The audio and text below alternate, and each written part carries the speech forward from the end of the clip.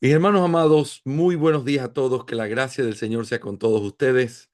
Qué bueno es empezar esta jornada buscando al Señor con el alma y pidiéndole que nos ayude en esta clase de retroalimentación. Yo quiero invitarles a que podamos orar para empezar esta clase. Hoy vamos a revisar la clase número 5. Vamos avanzando a pie firme, un poquito más despacio de lo que habíamos previsto, pero ya nos vamos a poner un poco más al día. Sin embargo, no vamos a dejar de sacar mucho provecho a estas cosas que estamos analizando. Vamos a analizar la clase número 5. Les voy a pedir a todos que podamos ir al Señor en oración y empecemos así. Oremos al Señor. Amado Señor, gracias por tu bondad, gracias por regalarnos la dicha de estar juntos, de seguir perseverando para tu gloria. Señor, hoy tenemos este aspecto tan importante como es el trabajo administrativo de los pastores con respecto a la vida de la iglesia y específicamente el culto público. Yo te pido que por tu gran misericordia nos puedas enseñar, dirigir, ayudar y que nuestra reflexión sea dulce delante de tu presencia. Te lo pido en el nombre de Jesús. Amén. Mis hermanos, hoy estamos mirando una parte muy importante del aspecto de la vida de un pastor. Y yo voy a abrir la pantallita como siempre para poder graficar algo para ti con respecto a las cualificaciones. Si yo tuviera que preguntar de manera muy particular, ¿cuáles son las cualificaciones especiales que se requieren de un pastor a diferencia de un diácono? Si yo hiciera esta pregunta, ¿cuáles son las cualificaciones que se piden de un pastor a diferencia de un diácono? Esta es una pregunta importante. Es una pregunta que, como ya hemos visto en las clases anteriores y seguimos hablando del tema, eh, estamos mirando que el diaconado y el pastorado son diferentes. Y entonces Carlitos me dice apto para enseñar, ¿verdad? Eso es lo primero. Pero apto para enseñar es una de las dos. La otra, que es importante y aunque ciertamente se pide de los diáconos, no se pide de la misma manera, es apto para gobernar. Estas dos cosas son una parte imprescindible de lo que tiene que ver con el trabajo y el ministerio de un pastor. Tiene que ser apto para enseñar y apto para gobernar. La idea de enseñar es muy clara, ¿verdad? ¿Por qué tiene que saber enseñar? Porque Él es el que le da de comer al pueblo. Él es el que va a nutrir con la verdad de Dios, con los medios de gracia al pueblo. Y se necesita el poder hablarle, enseñarle, guiarle en la verdad. Un diácono no necesita saber enseñar. Un diácono debe ser un hombre con un corazón bondadoso que pueda honrar al Señor, pero no necesita tener que enseñar. Y como siempre les repito, si un diácono va a enseñar, es porque es un hombre dotado, no porque no porque debe saber enseñar como diácono. Y de la misma manera, así como apto para enseñar es un aspecto, apto para gobernar es otro. Y aunque también se pide que un diácono sepa gobernar su casa, hay aspectos, voy a poner aquí, hay aspectos del ministerio pastoral que requieren esta cualificación de una manera clara. ¿Qué es lo que se pide de un pastor? Tiene que gobernar bien su casa, pero también se dice que tiene que aprender y la iglesia tiene para con ellos diferentes aspectos de sujeción, tiene aspectos que tienen que ver con el hecho de poder reconocerlos y vivir bajo la obediencia a los pastores. Y esto implica que el ministerio de gobierno que tienen que ejercer los pastores es un ministerio bien grande. Yo voy a poner aquí como una prueba Hebreos 13:17 y los argumentos que siempre comparto contigo. Someteos, sujetaos y rendirán cuentas. Todos estos aspectos son aspectos que muestran el hecho de que realmente el ministerio pastoral es un ministerio que demanda el saber gobernar, porque se requiere de los pastores que ellos vivan de cierta manera y a la iglesia se le pide que se conduzca con ellos de cierta manera, que se someta, que se sujeten, porque ellos van a rendir cuentas. Así que mi aspecto es sencillo en esta mañana en lo que quiero decirles. Hermanos, uno de los aspectos vitales es que los pastores sepan enseñar. Ahora bien, el saber enseñar está conectado, perdón, el saber gobernar está conectado con la vida de la iglesia. Y aquí tiene que ver con diferentes cosas. Y yo quiero que me permitas decirte parte de lo que dijo el pastor Sabastio en la clase y quiero que me permitas también recordarte parte de lo que nosotros afirmamos cuando hablamos de las llaves del reino de los cielos.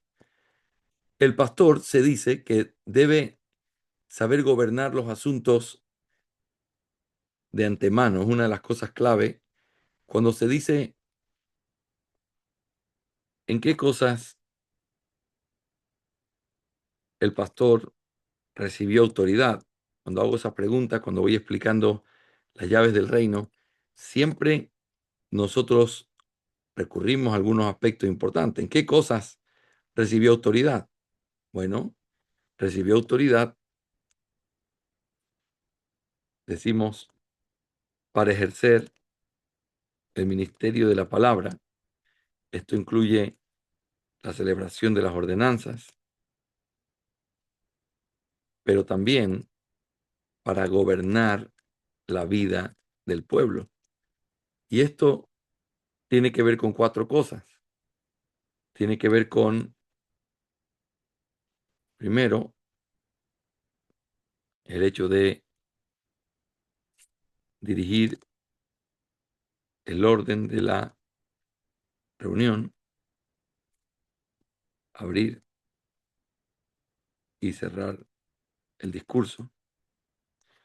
Antes de este A, tiene que ir convocar a las reuniones. Este es un aspecto clave, ya vas a ver la gran importancia que tiene esto. Así que tiene convocar a las reuniones, dirigir el orden de la reunión, también preparar los asuntos de antemano y cuarto, cerrar la reunión y despedir al pueblo con una bendición. Muy bien. Estoy citando aquí de memoria lo que enseñamos en las llaves del reino cuando hablamos de cómo funciona esto en la vida de una iglesia, según lo que John Cotton nos enseña en el libro Las llaves del reino.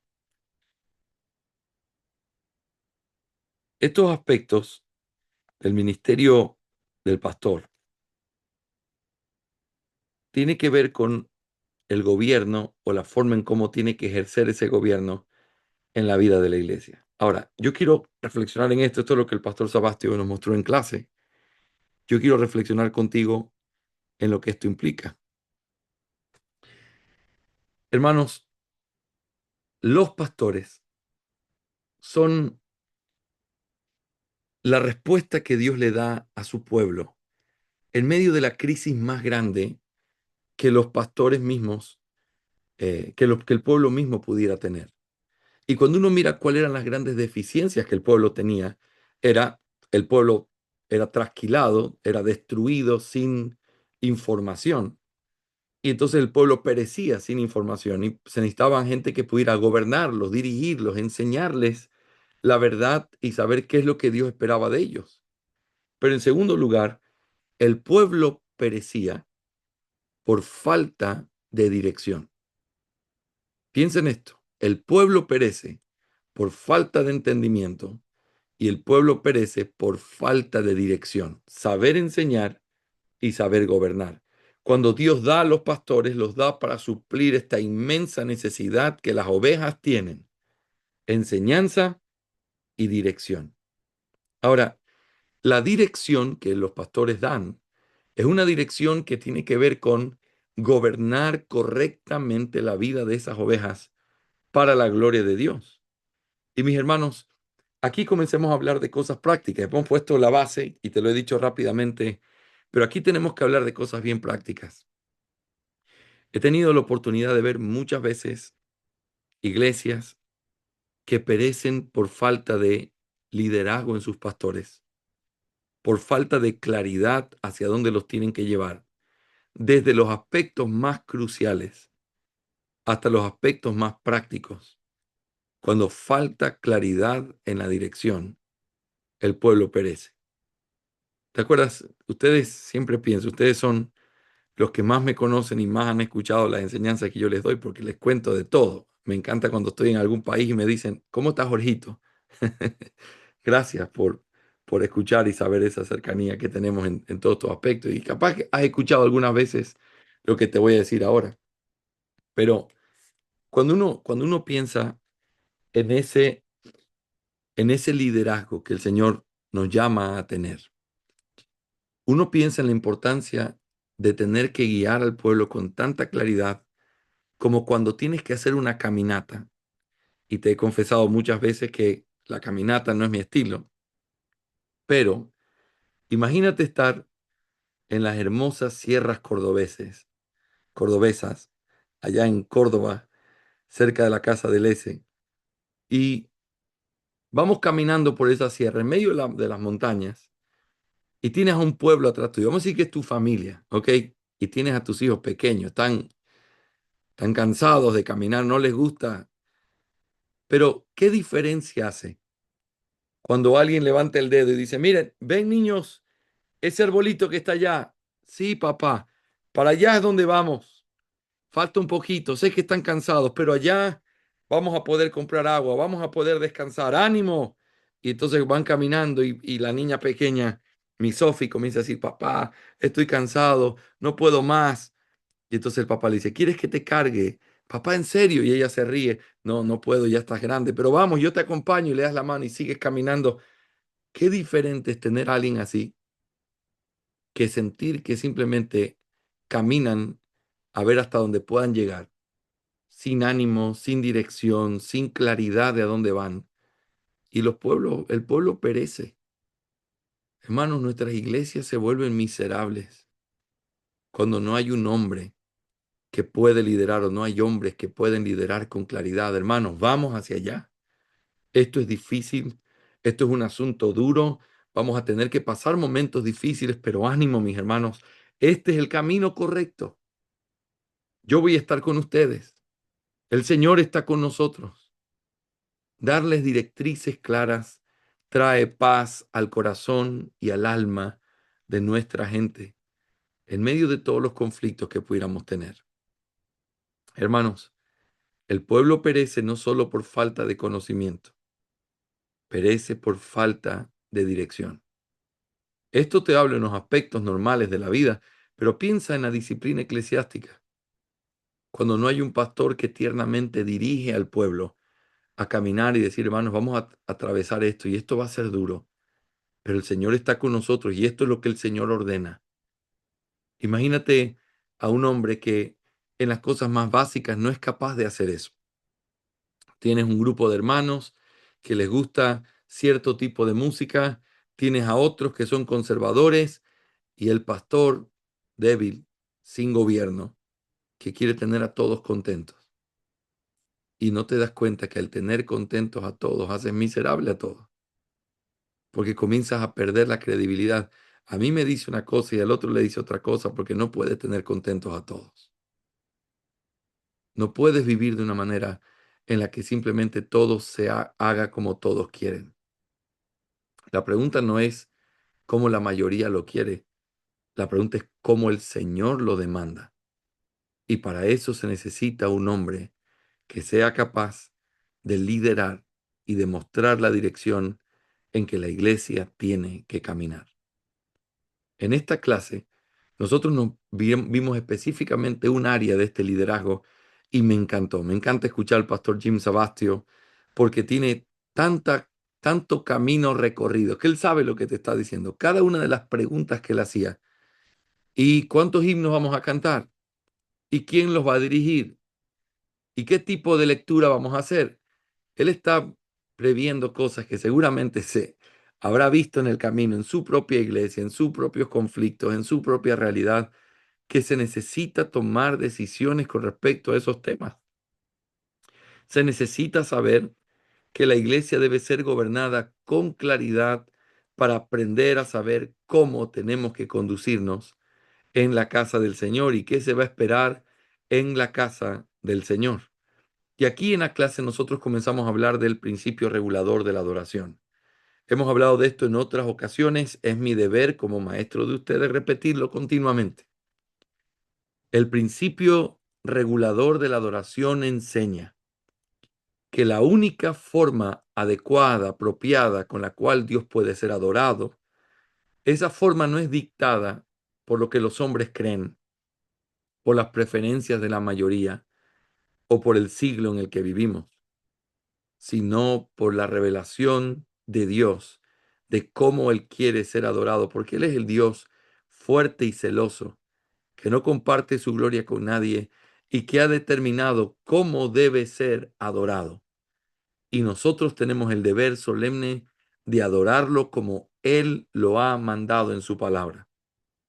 Los pastores somos llamados a hacer que la iglesia cumpla con ese principio y la iglesia es llamada a ver que nosotros cumplamos con ese principio, pero hay ciertos detalles importantes tocantes a la adoración que no están dados o que no están revelados directamente en la palabra, pero tenemos que decidirlos basados en algunos principios. Yo quiero que veas esto en el capítulo 1, párrafo 6.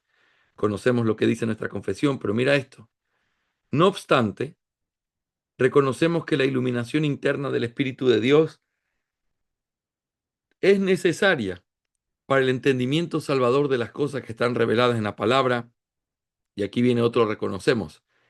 Y reconocemos que hay algunas circunstancias concernientes a la adoración y al gobierno de la iglesia que son comunes a las acciones y sociedades humanas, las cuales deben ser ordenadas a la luz de la naturaleza y la prudencia cristiana, conforme a las reglas generales de la palabra, las cuales siempre deben ser obedecidas.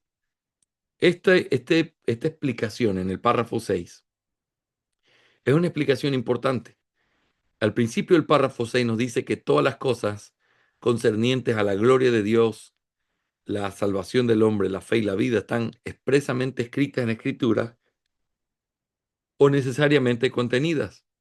Estas, estas cosas incluyen la adoración, pero hay cosas que están en la Escritura que no tocan o no rinden todos los aspectos necesarios de la adoración. Por ejemplo, ¿a qué hora nos vamos a reunir?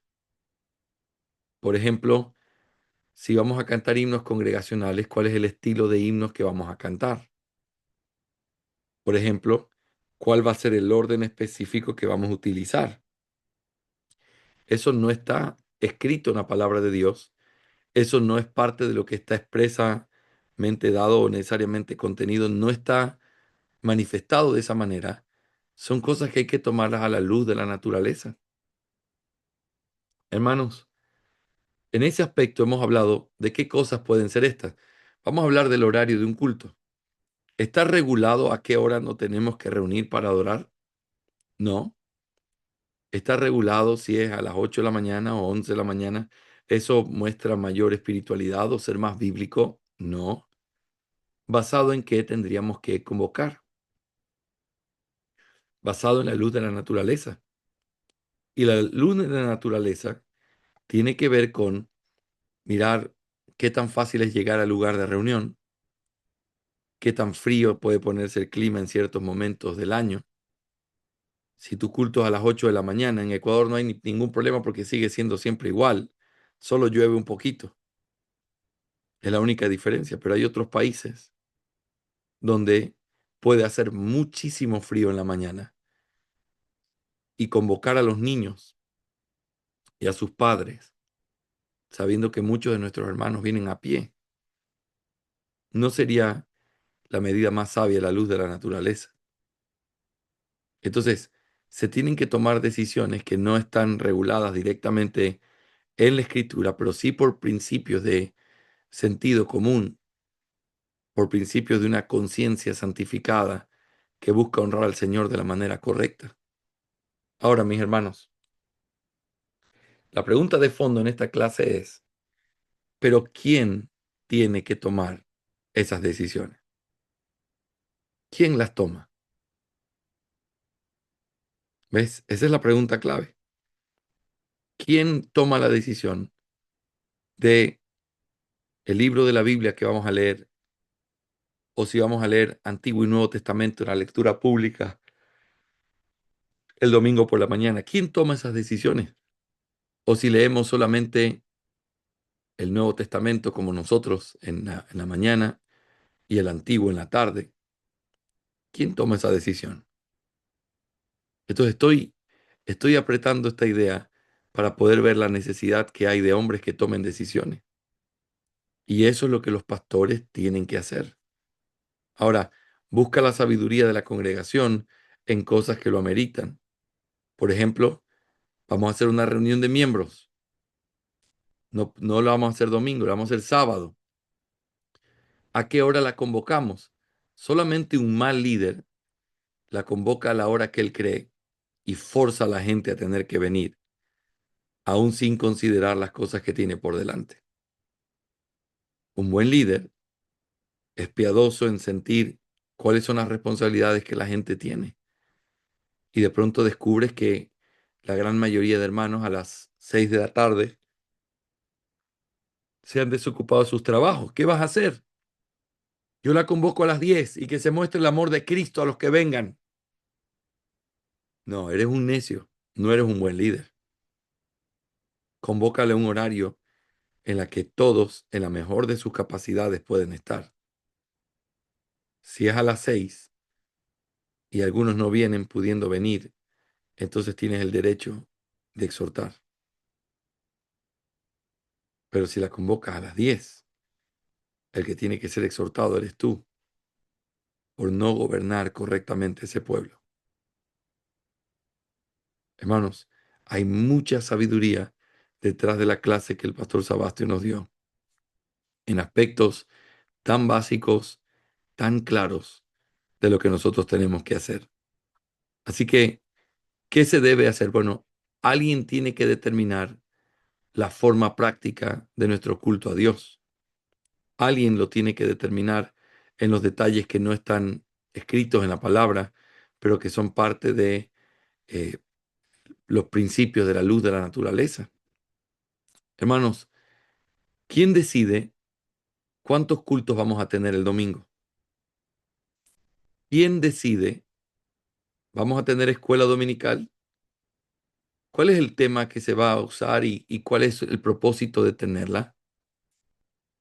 ¿Quién decide si vamos a cantar salmos solamente o himnos? Espero que todos decidan que himnos y salmos es lo correcto, pero si no, estás listo para reprobar esta clase. Sin embargo, quiero decirte quiénes van a determinar si cantamos salmos ese domingo o si, o si vamos a cantar salmos con regularidad. ¿Qué vamos a, qué vamos a hacer con respecto a el tipo de instrumentos que se van a usar? ¿Cuál es el orden de las canciones que vamos a cantar? ¿Quién dirige la música? ¿Quién va a dirigir los himnos? ¿Qué instrumentos se usan? ¿Vamos a tener canciones especiales? ¿Vamos a tener solos? Espero que no, porque eso no es parte del principio regulador, sino el canto congregacional.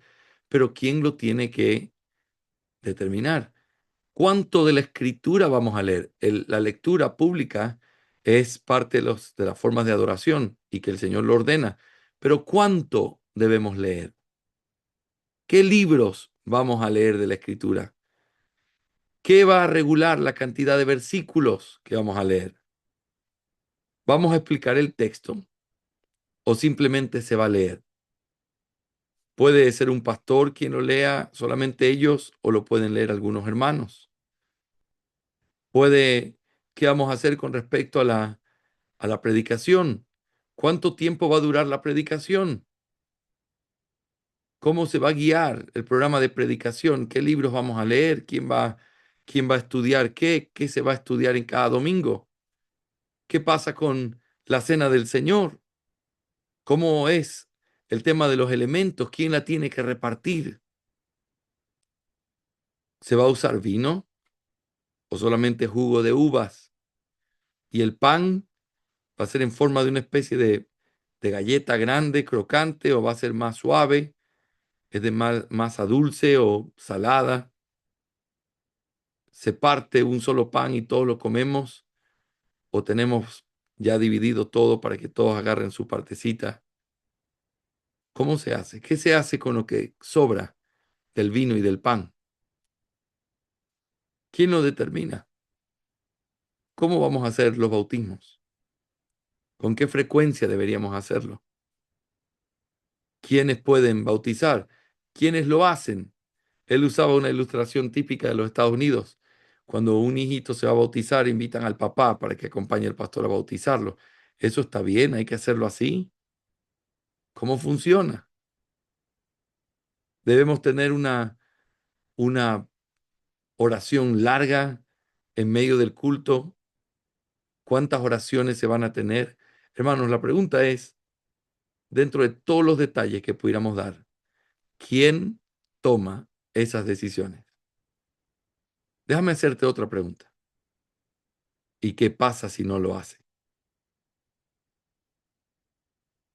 Esa pregunta me gusta más y es más difícil y desafiante.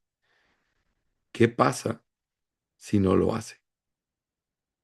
Cuando un hombre no toma las decisiones que debe tomar, lo que trae es una inmensa frustración al pueblo que perece por falta de claridad. ¿Y aquí cómo es? No, lo hacemos diferente, aquí no hay, realmente es como cada uno quiere. El pueblo perece no solo por falta de conocimiento, también por falta de guía. No te olvides de esos principios. Vamos a abrir ahora el tiempo para algunas preguntas y comentarios prácticos, porque esto es muy práctico, pero esto es básicamente el contenido de la clase. Solo quiero que te quedes con esto. Un hombre de Dios toma decisiones y encuentra el equilibrio entre no ser autoritario y al mismo tiempo ser un líder que gobierna. ¿Dónde se lleva ese equilibrio? Bueno, eso es algo que el Señor nos tiene que dar la sabiduría para hacerlo. Pero los hombres deben vivir bajo autoridad. Déjame añadir solo esto. Todos ustedes que quieren ser pastores, si tú no puedes vivir bajo la autoridad de un pastor, sometiéndote a eso, no vas a ser un buen líder, dando directrices claras, porque es vivir bajo autoridad y caminar en autoridad. Es parte de la consigna que nosotros tenemos. Querido Luis Lambaré, Y querido pastor, justamente con relación a esto del equilibrio, ¿verdad? Dos consultas.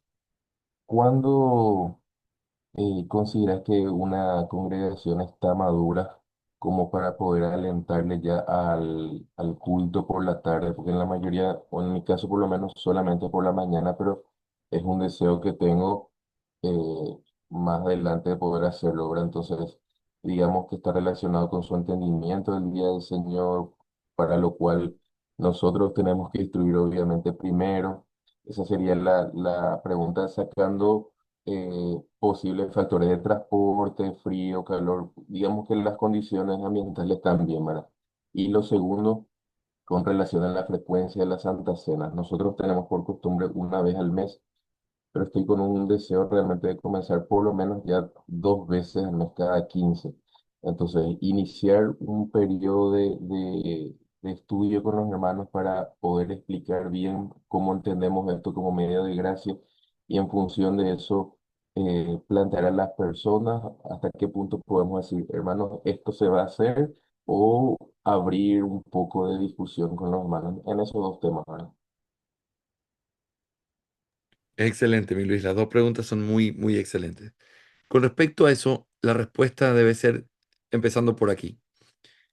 Siempre tiene que ser producto de la enseñanza. Los cambios duraderos son el resultado de la enseñanza. Uno puede decirle a la gente, vamos a hacerlo así, y hagan esto. Y si tienes un liderazgo claro, la iglesia va a decir, está bien, el pastor lo dice, debe estar bien. Pero eso no es lo que nosotros queremos. Una de las cosas de la que tenemos que librarnos es de la obediencia ciega, sin sentido, sin claridad. Nosotros no pedimos obediencia ciega a nuestras congregaciones. Nosotros la instruimos. Y la instrucción implica tomar un tiempo en donde el Señor tiene que usarte de tal manera que traigas un convencimiento claro por la verdad y luego introduces cambios que son correctos. ¿Por qué celebrar la cena del Señor más que simplemente una vez al mes? La respuesta es variada y una de las cosas que cambió para nosotros aquí en nuestra iglesia es entender la cena del Señor como un medio de gracia. En el momento en que lo ves como un medio de gracia y los hermanos lo perciben como un medio de gracia, es algo que necesitas para poder caminar correctamente, con vitalidad, con fuerza en la vida cristiana. Es algo que no es un ritual muerto, es algo que te da la fuerza necesaria para poder honrar al Señor a través de lo que hacemos en la vida. Así que desde esa perspectiva, si la iglesia lo entiende como un medio de gracia, es como que simplemente es un claro, obvio que lo celebremos más de una vez al mes, porque lo necesitamos. Necesitamos esa guía, necesitamos esa comida espiritual. Entonces, la enseñanza va primero y un buen pastor, después de enseñar, demanda las implicaciones prácticas de eso. Y entonces, hermanos, ¿qué vamos a hacer al respecto? Y allí es donde hay que guiarlos en esa dirección. Y con respecto al culto por la tarde, la razón que muchos damos de por qué hacer el culto por la tarde no es un asunto de crecimiento numérico, no es un asunto ni siquiera de crecimiento espiritual, es algo a lo que tenemos que guiarles. Y cuando uno enseña el tema del día del Señor y ve que el día del Señor es el día del Señor, uno tiene que guiar a la iglesia, decir, hermanos, si es el día del Señor, entonces vamos a cambiar nuestros hábitos y vamos a responder preguntas. ¿Qué pasa con los cumpleaños ese día? ¿Qué pasa con las salidas familiares ese día? Hazlas otro día. Dedica ese día a poder adorar al Señor. Ahora, hay una realidad, mi amado Luis. En tu iglesia quizás es posible, pero hay muchos lugares donde no es posible volver el domingo por la tarde por un asunto de transporte, un asunto de ver a muchas cosas en nuestros países latinoamericanos. Y en eso hay que ser sensible también. Si la iglesia puede, la iglesia puede. Pero si la iglesia no puede, eso también es parte de la luz de la naturaleza. Ahora, solamente les voy a pedir algo, que es lo mismo que pido con respecto a nuestras esposas. No le pidas a la iglesia más de lo que puede dar, pero también es nocivo pedirle menos de lo que puede dar, porque a veces se acostumbra a una indulgencia de nuestra parte, a una caridad pecaminosa de nuestra parte, donde no exigimos lo que el Señor pide de ello. Entonces, tienes que tener buenas razones para pensar que tu iglesia no se puede convocar por la tarde. Hay iglesias que definitivamente tienen gente que viene de muy lejos. En Estados Unidos he conocido gente que viene 3 horas para el culto. Bueno, pero se quedan en la casa de un hermano y luego van al culto a la tarde y después regresan a su casa. Entonces, no quiero entrar en los detalles quisquillosos del tema, pero si se quisiera y se establece ese orden, los hermanos pueden. Y las razones normalmente para no hacerlo es una costumbre de no querer honrar el día como tiene que ser. Así que yo no te diría que es un asunto de cuántos años o madurez la iglesia debe tener, es un asunto de convocarla y ayudarle con sabiduría a que puedan hacerlo. Enseña el tema, motiva en el tema y luego así esté solo, hermanos amados, vamos a reunirnos a adorar a nuestro Señor en la tarde. Y haz del culto de la tarde un culto que sea más corto, porque ya la retención y el cansancio del día es más grande y la retención es más corta, pero un culto que sea deleitoso para el alma, edificante, que la iglesia pueda ser motivada a aprender esa práctica a través de mover en esa dirección. Que siga siendo un culto, que siga siendo formal, que siga teniendo los elementos de la adoración, pero que lo hagamos de una manera en la que pueda ser quizás más corto que el de la mañana. Cuando no es posible hacer cultos por la tarde, la meta es animar a que la iglesia pueda hacer cultos familiares y quizás invitarse el uno al otro para que puedan estar juntos en ese día. Hay muchas variantes que pueden pasar. Nosotros alquilamos el templo solamente por la mañana porque es lo que nos alcanza, muy bien. Entonces por la tarde motiva a que hagan cultos familiares y gobiérnalo como un buen pastor. Haz listas para que se visiten y se animen los hermanos. Abre tu casa para celebrar cultos familiares, mostrando que este día es un día de alegría y de regocijo. Todo eso es parte de lo que podemos hacer genuinamente. ¿Sí? Muy bien. Aquí hay algunas preguntas escritas. Carlitos pregunta, Pastor, ¿esas decisiones las toma así solo el pastor o igualmente puede tomar consejo, por ejemplo, de sus diáconos y luego decidir? Carlitos, creo que un hombre sabio siempre va a buscar no la aprobación, pero sí la sabiduría que hay a su alrededor. Hay cosas donde a veces te tienes que ir en contra de todos cuando Dios dice esto es así, esto es así. Pero casi siempre tienes hombres fieles que aman al Señor y están dispuestos a hacer lo que Dios manda. El cómo, el cuándo, el dónde, son preguntas que un pastor sabio aprende a consultar con otros para no equivocarse y saber que tiene el apoyo de aquellos con quienes habló, porque ellos sí podrían. Y entonces, basado en algo que pueda ser sólido, toma la decisión. Entonces, no es simplemente buscar aprobación humana, es pedir consejo. Lo que hay que hacerlo. El cómo, quizás se puede pensar. ¿A qué hora? ¿Dónde? ¿Qué día? Eso se puede pensar. Y puedes escuchar el consejo. Y un hombre sabio aprende a oír. Querido ese dice, Pastor, ¿cuál sería el principio que debemos utilizar para identificar qué debemos informar a la iglesia, a la membresía, para escuchar su parecer y qué cosas no son necesarias consultar a la membresía? Bueno, fíjense, la clave aquí es cosas que involucran a la iglesia en sus decisiones, en su manera de cumplimiento. Por ejemplo, todo lo relacionado con el dinero de la iglesia. Es bien importante que un pastor aprenda a vivirlo en una conexión directa con la iglesia. Ahora, con esto me refiero al presupuesto.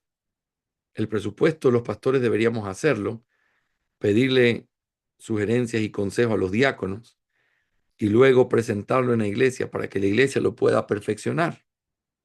Ahora, eso es parte de la forma en la que llevamos a cabo el presupuesto. Los pastores son los administradores y se espera de ellos que propongan eso. Pero para poder proponer algo que tenga una buena llegada al corazón, la mente, la sabiduría de los miembros, es algo en lo que pediste consejo previamente y lo traes para que la iglesia lo pueda considerar. El hecho de poder hacer una reunión de miembros donde quieres que todos estén presentes, la reunión de miembros en un día que no es el día del Señor, en los horarios de culto, que no se recomienda hacerlo allí, en cualquier otro día, dado que no es el compromiso de los miembros el estar otro día que no sea el domingo en el culto de adoración, es importante consultarlo con ellos porque aunque tienen la responsabilidad de estar en la reunión de miembros, no han hecho un compromiso de hacerlo el sábado a las 6 de la tarde. Y por eso es importante que podamos consultar qué conviene con todos para poder hacerlo bien. Pero nota la diferencia, Mies. Una cosa es decir, hermanos, ¿qué les parece si nos reunimos? A ver qué les parece la idea. no, no, no, no. Hermanos, nos tenemos que reunir y nos vamos a reunir porque necesitamos tomar estas decisiones. Pero yo quisiera saber, porque la meta es que nadie falte, ¿qué día sería el más conveniente? Yo quiero preguntar, ¿qué tal el sábado a las 6 de la tarde? ¿Hay alguno que se le complique estar? No estoy diciendo que no tengan que hacer arreglos o tener que salir corriendo para poder estar, pero puedes estar si lo convocáramos a esa hora. Estoy pensando en algo que le convenga a la mayoría, porque el interés es que todos puedan estar aquí. ¿Ves? Lo uno es, ¿qué les parece? ¿Qué les parece?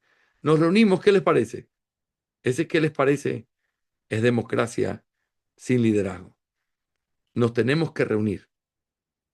¿En qué horario puede ser conveniente para todos? Les propongo este horario. Eso es lo que significa liderar. ¿Me hago entender, mis hermanos? Cuando se pregunta el parecer de la iglesia en todo lo que se hace, entonces la iglesia se vuelve una pequeña tirana. Y eso es algo que tenemos que evitar. Los pastores recibieron autoridad y en ese sentido, como los padres sobre el hogar.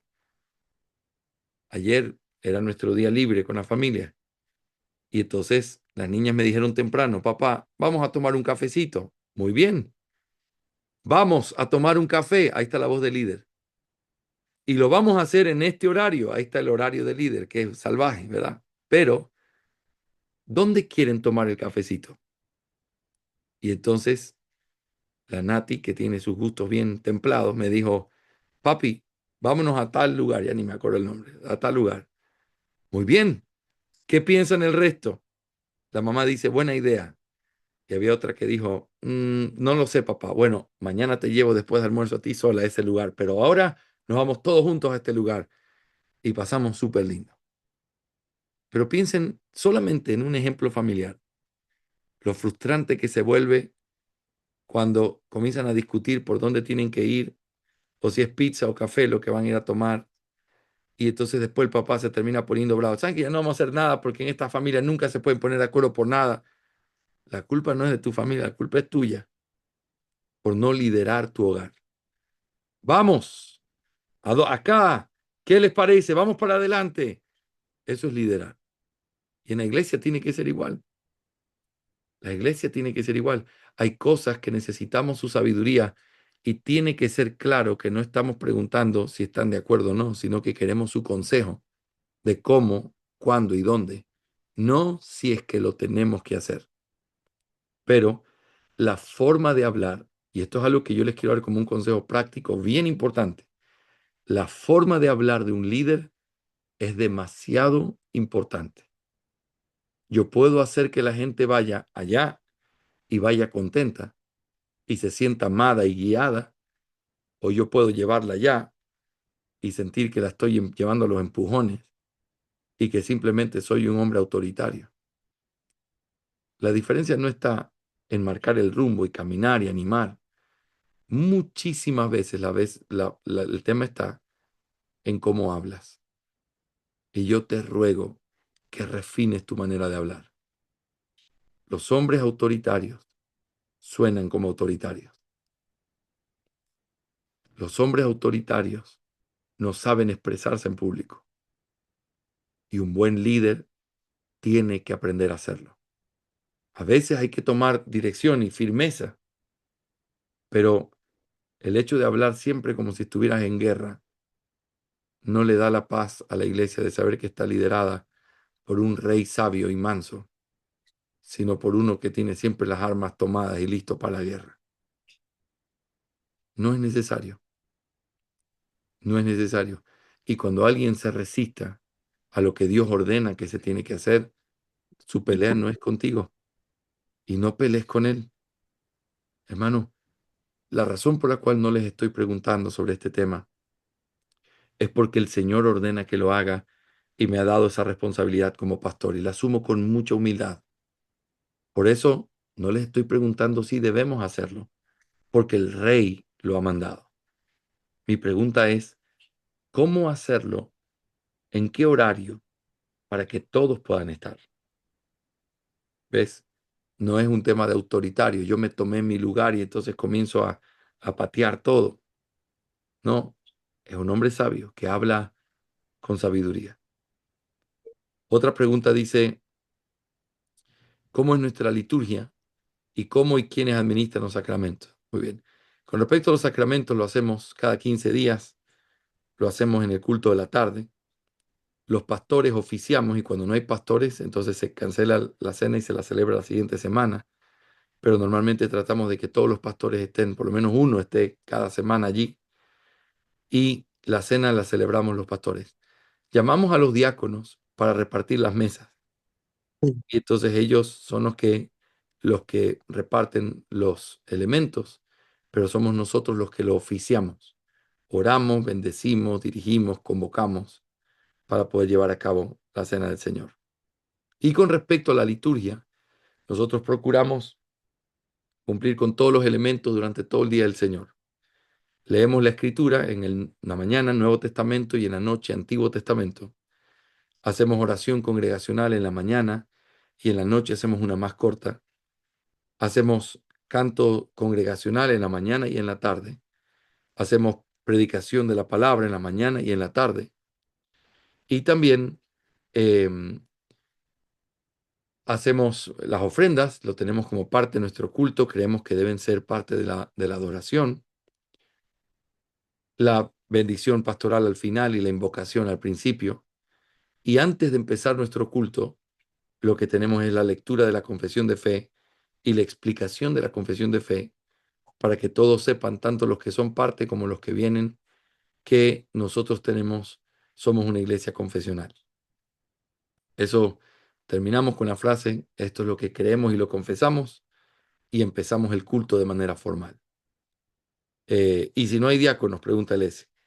Si no hay diáconos, llamaríamos a hombres que nos ayuden o los mismos pastores lo harían.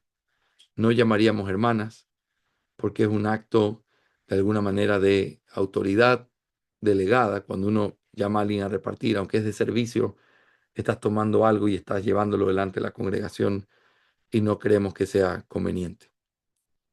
La predicación de la mañana tiene relación con la tarde. No. En la mañana yo estoy predicando el cantar de los cantares. En la tarde predicamos Judas y están predicando los hermanos que están de candidatos al ministerio. Así que el pastor Taylor predicó el domingo pasado, fue una bendición, pero los hermanos candidatos al ministerio son los que predican. Eh, ¿Cómo se realizan las ofrendas? Pasamos un canastito, ¿verdad? Eso puede ser de muchas maneras diferentes. Algunos hacen que se paren y vengan. Nosotros lo pasamos por los puestos para poder mantener el orden. La iglesia ha crecido bastante ahora. Hay bastante, ¿verdad? En términos nuestros, pero hay 120, 130 los domingos y entonces para que no se crea un desorden y no se pierda la reverencia, hemos escogido hacerlo así, pasando algo y mientras tanto se escucha un himno de fondo y la iglesia está, ¿verdad? Sentada en silencio y se están recogiendo las ofrendas. Pregunta Seba, pastor, sobre los diáconos. ¿Serían los diáconos los encargados de visitar hermanos mientras el pastor se ocupa de la palabra o es prioridad del pastor? Y Seba, entendemos que es parte de la responsabilidad del pastor visitar a los miembros y estar con ellos y animarlos, pero has tocado un tema bien importante. Los diáconos son un ministerio de misericordia. Entonces yo te hago esta pregunta o te pongo este escenario. Muere el esposo de una hermana. El pastor va inmediatamente, se entera, está con la hermana, ora con ella, pero la hermana necesita hacer los movimientos de funeraria, registro civil, cosas que son durísimas de hacer. ¿Quién tiene que hacerlo? Bueno, ciertamente el pastor puede y si no hay más oficiales, el pastor debe hacerlo. Y yo tengo recuerdos muy dulces, aunque tristes, de entrar a morgues, estar en hospitales, ¿verdad? Cargar personas muertas, llevar al registro civil y estar allí cuando se escucha por primera vez, impactante, que alguien ha muerto y entonces aparece en su registro que ha fallecido. Son cosas impactantes porque comienzas a golpearte con la realidad y necesitas tener a alguien contigo. Y entonces, los pastores tienen que hacerlo, sí, pueden hacerlo, pero los diáconos son llamados a esa función de una manera especial, a servir de tal manera que se pueda ayudar si se necesita económicamente con la iglesia, acompañar, mientras el pastor, después de haber estado el tiempo prudencial con esa hermana, se va a preparar porque va a predicar 3 sermones al siguiente día en el velorio y luego en el funeral. Y entonces es allí donde los ministerios se pueden conectar. Los pastores tenemos que estar, pero los diáconos suplen esa parte de benevolencia en donde ayudamos, servimos. Eso significa que los diáconos pueden visitar enfermos, absolutamente. Eso es parte del trabajo y ver cómo se puede ayudar. Y sería perfecto visitando a un enfermito y llevando una canasta de amor para poder dársela y decir, hermano, tu iglesia está contigo, te amamos. Recibe saludos de los pastores, ellos vienen mañana a poder saludarte. Estamos contigo, por favor, déjanos saber si necesitas algo. Eso es el trabajo diaconal, ¿sí? No tenemos que dejar de hacerlo, mis Sebas. Los pastores tenemos que hacerlo, pero hay un orden allí que se puede también tomar. Pregunta Manuel, pastor, en esa decisión de la cena de la tarde, ¿hay algo de estrategia en ello? Como si eso fuera un incentivo para que las personas vengan y no se pierdan la palabra vista, la cena. Además, ¿está bien tomar las decisiones de este tipo pensando en esto? Es decir, en lo que es más conveniente. Manuel querido, gracias por esa pregunta tan sincera, ¿verdad? Y es importante pensarlo así. Miren, una de las razones, Manuel, que yo he escuchado aún al doctor Waldron, de por qué celebrar un culto del Señor por la tarde es para enseñar y ayudar a los hermanos a guardar el día de reposo. Adoramos al Señor, pero no significa que pecamos si no tenemos un culto por la tarde. Pero ¿por qué hacerlo por la tarde? Es porque creemos que esa es la manera de empezar el día y cerrar el día y animar a que los hermanos, al saber que tienen un compromiso con el Señor y con su iglesia, puedan organizar su horario, no llenándolo de actividades que pudiera quizás entorpecer el guardar el día de reposo. ¿Me hago entender? Ahora, la cena, nosotros la hacíamos antes en una reunión separada del culto. No creo que hay nada indebido en eso y de hecho era un tiempo muy precioso. Después de que terminaba el culto y nos saludábamos, convocábamos a un pequeño culto en donde todos eran bienvenidos, pero se afirmaba, vamos a celebrar la cena del Señor aquí. La razón por la que lo hacíamos así era un culto público todavía, pero diferenciado para que no sea cargado el hecho de hacer rápido la cena porque está en medio de un culto que ya lleva 1 hora y media. Y entonces es un culto lindo de 40 minutos, de media hora, en donde estamos dedicados a la cena, en donde los niños se sientan ahí adelante a mirar los elementos, mientras los inconversos que están allí esperándonos se sientan ahí detrás a verlo y se sigue proclamando. Pero la iglesia, por decir así, está descansada porque ya se saludaron y tuvieron un tiempo libre para poder dedicarse a la cena. Y entonces, en el culto de la tarde es algo similar y los miembros son principalmente los que vienen al culto de la tarde, pero es un culto público donde todos pueden verlo, pero animamos a que se pueda hacer. Entonces, no diría que es conveniencia en un sentido, eh, la conveniencia de los pastores que quieren ver más gente en la iglesia. Es la conveniencia del elemento y de cómo adoramos al Señor por medio de la cena, dándole un lugar de preeminencia y no simplemente poniéndola en medio de un culto donde quizás no se puede mirar o tomar todo el tiempo de hacerlo como uno quisiera, porque ya estamos cansados. Y es simplemente una observación. No creo que hay nada de quebrantamiento en el principio regulador. Creo que es parte de la luz de la naturaleza. Muy bien. Voy a mirar estas 2 preguntas finales y con eso vamos a cerrar hoy. Marito pregunta, pastor, una consulta con referencia a la cena del Señor. ¿Es correcto hacerlo con jugo Welch? Eso solo hay en Colombia, en Ibagué.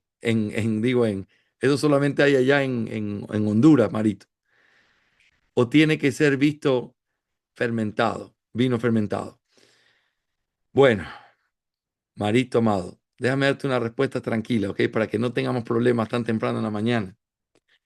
Creo que la Biblia dice vino. Y si dice vino, es vino.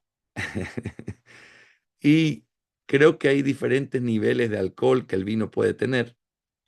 Creo que hacen bien aquellos que quieren cuidar la conciencia de otros y se pone un estado de vino muy bajito, pero también creo que la misericordia nos lleva a entender algo. Y esto es algo que quiero hablarlo con claridad, siempre lo repito, pero es importante. No es pecado tomar vino, no es pecado el alcohol, es pecado emborracharse, es pecado hacerlo de una manera pecaminosa, eso está mal. Pero tomar vino en la cena no es pecado. Hay personas que luchan en su conciencia porque en el pasado estuvieron involucrados en el vino, en el alcohol, en la borrachera, se han arrepentido de sus pecados y le han pedido al Señor fortaleza para no volver a vivir como antes vivían. Y eso es algo bien importante. Y uno tiene que saber, tienes que amar a esos hermanos y ayudarlos, porque no simplemente los empujamos y le hacemos daño a su conciencia. Ellos tienen el deber de tener una conciencia limpia delante de Dios y de los hombres. Por lo tanto, no se puede romper eso. Si ellos van a tomar vino después de haber luchado tanto tiempo con el alcohol, que no sea por una imposición, por una mala actitud tuya o por presión, sino porque con amor y con ternura fueron convencidos de que realmente no hay nada malo en hacerlo. Y eso requiere un corazón pastoral. Pero por el otro lado, ayúdalos en su debilidad. No los dejes allí. No aceptes simplemente, yo no tomo vino. Ah, está bien, hermano. Porque hay razones. Y si después de ver las razones sigue diciendo no tomo vino, está bien. Y puedes respetar eso. Pero no lo dejes en una ignorancia o en una conciencia que está hipersensible a algo que no está bien. Porque nuestra conciencia debe estar anclada a la palabra de Dios y a nada más, no a mandamientos de hombres. Y decir no voy a tomar vino nunca más podría ser tu mandamiento hecho por hombres. Así que quiero ayudarte con eso. Pero al mismo tiempo, ¿qué hacer en la cena cuando eso pasa? Creo que es una costumbre sagrada y correcta que se comparta también vasitos de un jugo de uva, que es el vino antes de fermentar, ¿verdad? El jugo de uva, y que se puede tomar y se puede dar a aquellos que tienen problemas en su conciencia. Hay problemas que también tienen problemas con su salud y algunos que toman pastillas que simplemente no pueden tomar vino y eso es legítimo también. Y creo que no debemos romper la comunión que tenemos en la cena del Señor por un asunto de algo que tiene que a veces ser un impedimento legítimo o a veces el hecho de que la conciencia está todavía siendo trabajada. Dar jugo de uvas no es quebrantar el principio, pero no creo que sea cumplirlo exactamente como lo presenta la Escritura. Creo que es una excepción necesaria a veces, pero tratemos de buscar la unidad y tratemos de buscar ser fieles a lo que el texto nos enseña con respecto a ese tema. Jonathan pregunta, pastor, ¿cómo un pastor puede animar a los hermanos en participar y asistir a la escuela dominical? Y Jonathan, eso, aunque parezca mentira, es un desafío continuo en todas nuestras iglesias. Y lo que hay que hacer es hablar con claridad y exhortar a la iglesia a que pueda ser fiel en aquello que el Señor le manda, que tiene que ver con reunirse y a poder aprender en la escuela dominical. Nosotros hemos tenido que exhortar muchas veces a la iglesia y ha sido bueno, la iglesia responde, hay temporadas donde se vuelve a olvidar, hay que volver a exhortar y se vuelve un ejercicio continuo. La clave es poder dar certezas. Empezamos a tal hora y empezamos a tal hora, terminamos a tal hora y terminamos a tal hora, pero motivar a que la iglesia pueda estar allí es un trabajo continuo en oración para que el Señor ponga ese peso y ese apetito por la palabra, pero también a través de exhortaciones reales para que la gente pueda ir y ser ayudada en eso. Jensi dice, algo que nos ha ayudado a practicar la cena del Señor semanal es considerar que el centro de nuestra adoración, no solo de la cena, es la obra de Cristo, por lo cual la celebración de la cena frecuentemente es algo natural de la adoración del nuevo pacto. Exactamente. Eso es otra razón poderosísima por la cual hacerla con mayor frecuencia que simplemente una vez al mes. Muy bien, mis hermanos, mis valientes, están firmes, dándole con todo. Estoy contento de que estemos avanzando. Yo quiero convocarles el día de mañana a la misma hora y por el mismo canal para que sigamos haciendo esto, aprovechando y no perdernos con respecto al avance que debemos tener. Así que mañana, si no puedes estar, puedes ver la grabación, pero me encanta que estén conmigo y que estén trabajando en esto para la gloria del Señor. Mis hermanos, vamos a orar y vamos a terminar aquí. Apenas terminemos, voy a poner disponibles las clases siguientes y la lectura y les escribo en el grupo de WhatsApp para que sepan. Mañana, 6 de la mañana, todos convocados a poder estar juntos otra vez en la clase de retroalimentación. Oremos al Señor y terminamos. Gracias, Señor, por tu palabra y por este tiempo precioso de recordar la importancia del liderazgo. Señor, a los pastores que son y tengo el privilegio de tener como estudiantes, ayúdales a ver la necesidad infinita de tener que liderar con amor, con gracia, con valor a esas iglesias a las que has puesto a su cargo. Aquellos de mis amados estudiantes que anhelan ser pastores, ayúdales a mirar la importancia del liderazgo y de gobernar y que empiecen haciéndolo en su casa, gobernando su casa, dirigiendo su casa con amor, con gracia, con claridad, para que en todo pueda glorificarte esa pequeña iglesia que tú les diste. Señor, te alabamos y gracias por estas clases, por el pastor Jim. Bendícelo, bendice su salud y gracias por todas estas enseñanzas. En el nombre de Cristo Jesús. Amén y amén. Mis hermanos, les mando un abrazo con el alma. Feliz día para todos y nos vemos mañana a las 6 de la mañana, si el Señor lo permite. Que el Señor les Amén. bendiga, mis hermanos amados. Un abrazo para todos. Bendiciones, Bendiciones, mis mis hermanos. hermanos. Dios me lo Bendiciones. bendiga. Hasta mañana, Pastor Jorgito.